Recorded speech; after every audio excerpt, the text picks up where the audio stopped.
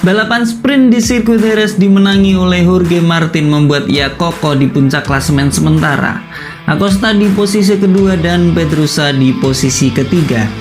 Martin makin kokoh di puncak klasemen. Acosta rookie produktif naik podium bersama tim satelit gas-gas. Pedrosa seorang living legend wildcard berhasil naik podium setelah posisi Quartararo dianulir akibat penalti tekanan ban. Sementara itu Bagnaia dan Marquez harus mengalami crash di balapan kali ini. Balapan sprint kali ini berjalan seru tapi sekaligus aneh. Mari kita bahas.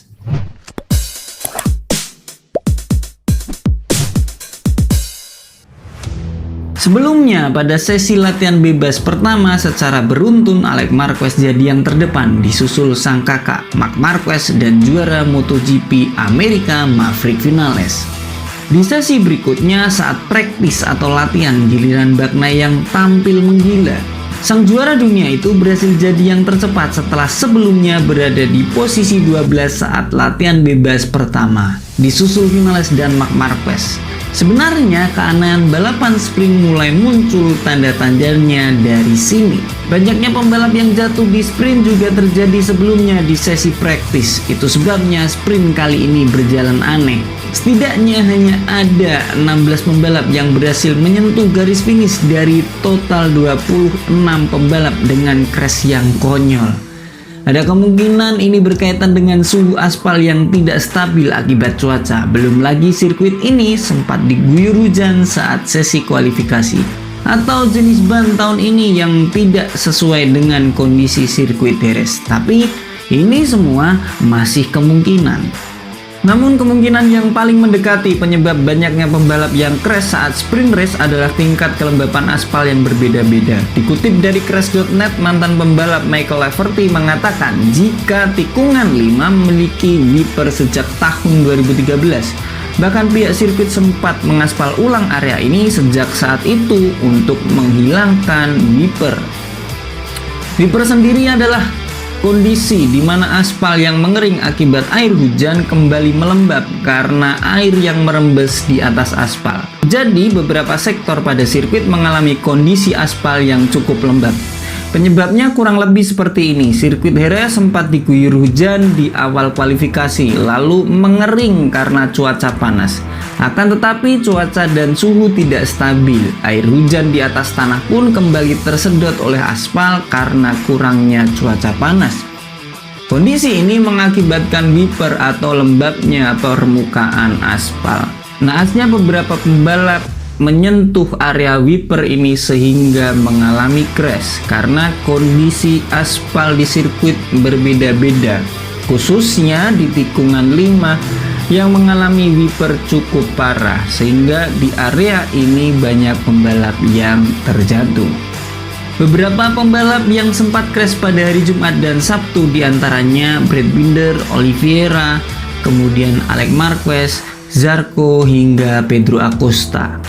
Kualifikasi berakhir dengan Marquez start yang terdepan, diikuti Bezzecchi dan juga Jorge Martin. Bagnaia sendiri memulai posisi start di posisi 7, Acosta di posisi 10, kemudian Viñales di posisi 11. Sementara itu Pedrosa memulai balapan di posisi 16 dan Quartararo memulai di posisi 23. Oke, sekarang beralih ke balapan sprint. Ketika sprint race dimulai, Martin langsung memimpin sejak lap pertama. Memasuki lap ketiga, Marquez mulai merangsek ke barisan depan. Ia berhasil memenangi duel dengan Brad Binder serta mengalahkan adiknya sendiri untuk posisi kedua. Marquez mulai mendekati Jorge Martin.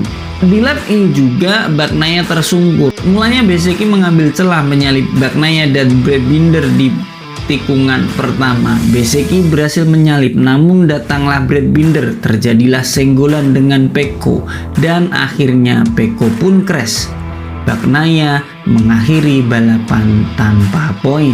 Sementara itu Pedrosa dan Quartararo mulai naik posisi. Pedrosa di posisi 12 dan Quartararo di posisi 10. Di lap ke-6 Marquez menyalip Jorge Martin dan memimpin jalannya balapan. Marquez mulai menjauh.